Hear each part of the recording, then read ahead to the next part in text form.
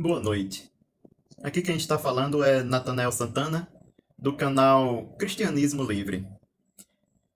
Eu havia decidido gravar um vídeo para postar amanhã, sábado, dia 10 de fevereiro, falando sobre a Santa Ceia. Uma telespectadora ela me pediu para falar sobre a Santa Ceia em geral. Mas pesquisando aqui na Bíblia e também vendo o que o JW fala sobre, né? Eu achei esse assunto interessante. Pergunta dos leitores na revista A Sentinela, 1962, 15 de março, páginas 189 a 192. Fala sobre se no Novo Mundo, após a ressurreição, os casais que morreram, né, neste atual sistema, ao ressuscitar, se eles vão se reunir novamente, vão se casar e participar no cumprimento daquela ordem que Jeová deu a Adão e Eva no princípio: crescei, multiplicai e enchei a terra. Bem, bem, a pergunta dos leitores nessa revista Sentinela, ela diz assim: não há absolutamente nenhuma esperança para alguém da grande multidão que morra agora, antes do Armagedon, se reunir com o seu cônjuge como companheiro dele no novo mundo e participar no cumprimento do mandato de procriação? Então, essa foi a pergunta dos leitores.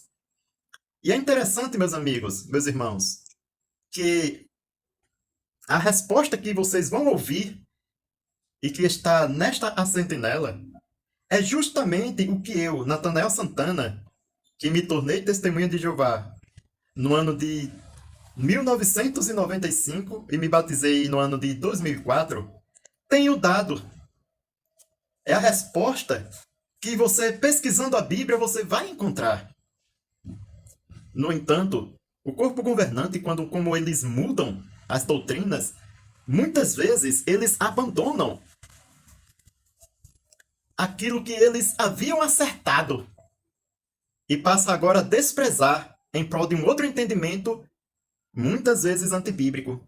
Por exemplo, atualmente o corpo governante ele diz que aqueles que não hão de se casar e não hão de mais de procriar na ressurreição se refere apenas aos 144 mil ungidos, os que vão para o céu de acordo com a crença das testemunhas de Jeová. Mas aqueles que vão viver na terra, eles poderão esperar para ver. Se bem que, na verdade, eles já disseram, de forma até um pouco covarde, sem certeza, né? Deixando dúvida na mente de muitos irmãos testemunhas de Jeová, que aqueles que vão viver na terra vão se casar novamente, coisa que a Bíblia não ensina. No entanto, conforme Jesus disse, aqueles que hão de alcançar o novo sistema de coisas por meio da ressurreição e a vida eterna, nem se casam, nem são dados em casamento.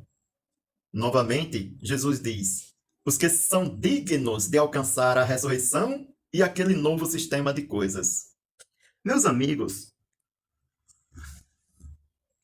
para pensar, você que ainda é testemunha de Jeová e que está na organização, sendo guiado e jogado de um canto a outro por todo o vento de ensinamento e de entendimento do corpo governante. Jesus ele disse os dignos de alcançar a ressurreição e a vida eterna. Aí eu pergunto a você, e se pergunte também a seu ancião, quem são os dignos ou quem serão os dignos de alcançar a ressurreição e a vida eterna? É somente os 144 mil? Se eles disserem a você que são somente os 144 mil os dignos de alcançar a ressurreição e a vida eterna no novo sistema de coisa, eles estão dizendo que você, por não fazer parte dos 144 mil, está perdido. Sua fé em Jesus é vã, porque você não é digno ou não será considerado como digno de ganhar a vida eterna. Mas vamos ver aqui, diz assim, a resposta sobre se haverá casamento para aqueles que serão ressuscitados no novo sistema. Diz assim: a esperança se baseia na palavra de Deus e não em sentimentalismo. Para começar, a verdade bíblica permanece. O casamento humano é dissolvido pela morte de um dos cônjuges. E isso está em Romanos, capítulo 7, verso 1 ao 3, que você pode ler, meu amigo e minha irmã. Por isso, o cristão que morrer agora, note, o cristão que morrer agora não tem direito de manter o seu companheiro solteiro na esperança de que na ressurreição eles se reúnam. Tá dando para entender, meus irmãos, meus amigos? A verdade que era pregada pela organização nos anos 60? Vamos continuar a leitura. O cônjuge sobrevivente não se provará infiel ao morto se casar-se depois com outrem. Ou seja, o cônjuge, a pessoa, a parte que ficou viva, né? O cônjuge, ele não se tornará infiel se caso essa pessoa resolva casar-se com outro. Voltando à leitura. Enquanto o que partiu estava vivo, o sobrevivente deu-lhe o seu completo amor, lealdade e devoção, e não se provou infiel. Assim, neste ponto, o que partiu não pode achar falta nele. O sobrevivente, entretanto, pode viver normalmente após a morte do cônjuge amado. As circunstâncias e os desenvolvimentos podem ditar-lhe que se case novamente, de acordo com as Escrituras. Ele está livre para fazer isso. O finado não tem laços prendendo, pois o finado não pode cumprir os deveres conjugais para com o sobrevivente durante o período da morte até a ressurreição. Deus não faz exceção com referência à lei que dissolve o casamento pela morte de um dos cônjuges. Ele a faria se permitisse que antigos cônjuges se reunissem como marido e mulher por meio da ressurreição e tomassem parte com os sobreviventes do Armagedon em cumprir o mandato de procriação, ou seja, de terem filhos. Vamos pulando esse parágrafo aqui, que eu quero aqui mais um pouquinho. Aqui, porque esse parágrafo aqui que eu estou pulando, ele fala sobre os que vão para o céu, que realmente não se casarão e terão corpo espiritual. Mas o nosso interesse aqui é sobre os que vão ser ressuscitados aqui na Terra. Bem, pulando o parágrafo, vamos para esse outro parágrafo aqui, onde fala sobre a ressurreição das outras ovelhas. Após esse texto de Gênesis 6, versículo 1 ao 4, diz assim: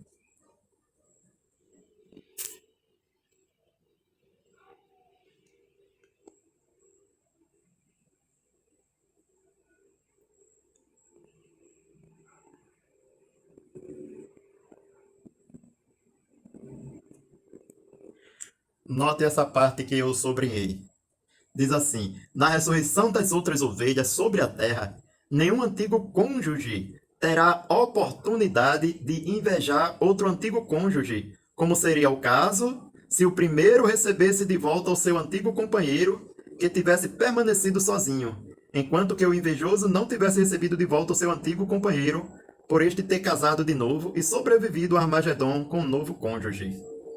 Então veja, o que a ressurreição promete aos homens não é casarem-se de novo, mas viver de novo, e isto sob o reino de Deus por Cristo. Não é isto satisfatório? Tem alguém o direito de exigir mais mediante o sacrifício de Cristo? Cristo morreu não para que se case, mas para que viva. Não sejamos desviados ou vencidos por sentimentalismo ou pelo emocionalismo. Então, essa foi a resposta da pergunta, né? Então veja aí, meus amigos, que até os anos 60, o escravo fiel e prudente, ele tinha o conceito equilibrado, correto e bíblico sobre a ressurreição e o que iria acontecer com os ressuscitados, se eles iriam se casar novamente ou não. Então o conceito correto era esse que foi lido aqui. Primeiro, deixou claro e sem sombra de dúvida que os que vão para o céu não se casam nem serão dados em casamento, pois no céu não há casamento. E eles serão como anjos, né? No sentido de serem pessoas com corpos espirituais no céu. E também por terem a vida imortal. mas também mostrava, irmãos, que aqueles que têm esperança de passar para o novo mundo através da ressurreição, eles também não iriam se casar. Já imaginou que confusão? Aquela pergunta que fizeram a Jesus lá em Lucas, né? Capítulo 20, verso 33 a 38, por aí assim, sobre a mulher que teve 7 maridos, casou com 7, morrendo de um por um, e ela casando de um por um. E no fim ela morreu também, e os 7. Perguntaram a Jesus de qual ela será a mulher. Embora aquela pergunta foi uma pergunta maliciosa, querendo pegar Jesus, né? Mas também foi uma pergunta capciosa e muito importante para que nós pudéssemos hoje saber o que vai acontecer quando nós ressuscitarmos no novo mundo. Isso nos trouxe também a resposta de Jesus, nos traz o alívio de que nós não estamos pecando caso o nosso cônjuge faleça e a gente resolva ou decida casar-se de novo com uma cristã, como 1 Coríntios 7,39 diz, né? Casar-se novamente no Senhor. Então, essa resposta de Jesus nos traz alívio. E a resposta que o corpo governante deu nessa revista Sentinela de 62, baseada corretamente na verdade, também trazia alívio e trazia certeza para os corações e para as mentes dos nossos irmãos. Porém, hoje, como foi dito no início, o corpo governante, o escravo fiel e prudente, eles resolveram bagunçar a mente dos irmãos e deixar os irmãos achando que no novo mundo, após a ressurreição, os que vão viver na terra vão realmente se casar. Eu conheço uma pessoa na antiga congregação que eu fazia parte, que o marido dela faleceu. O rapaz era um jovem, ela também, ainda jovem, 20 e poucos anos, beirando os 30.